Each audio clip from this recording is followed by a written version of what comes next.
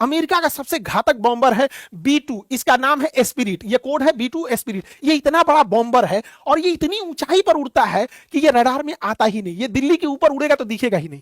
और ये pin point accuracy से मारता है। मतलब आप समझिए, आप अगर आप एक हजमोला रख दिए हैं तो 50,000 फीट से वो हजमोले पे मिसाइल मार देगा, इतना छोटा एक्यूरेसी के साथ मारता है। और ये बम गिराता है 14 टन का बम गिरा सकता है, 14,000 केजी, 14 टन का। यानी एक ट्रक जो होती है वो 10 टन की होती है, यानी 1.5 ट्रक, बड़े साइज के एक ट्रक बराबर बम गिरा देता है, तबाह तबाह कर देता है यार। और ये इतने हथियार को लेके जाता है, इतनी दूरी तक जाता है कि हवा में इसे फ्यूल भरना पड़ता है।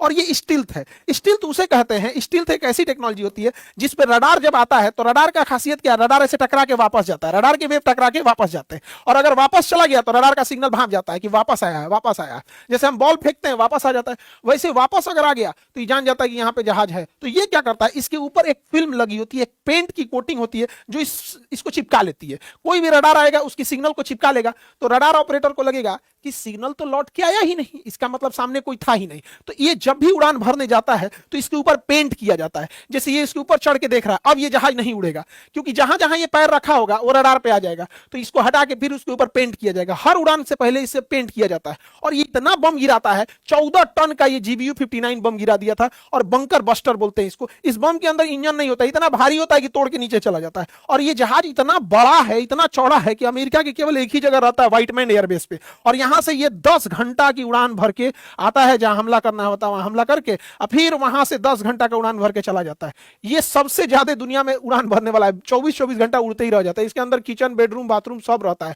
2 सेट के, मतलब कई पायलट रहते हैं, एक थक जाएगा तो एक आगे बढ़ेगा। अब अगला बम्बर आता है B1 लैंसर, इसका कोड है B1 और जहाज का नाम है लैंसर। ये भी सेम इसी का काम करता है, बम गिराने का, लेकिन ये ना थोड़ा सा धीमा उड़ता है।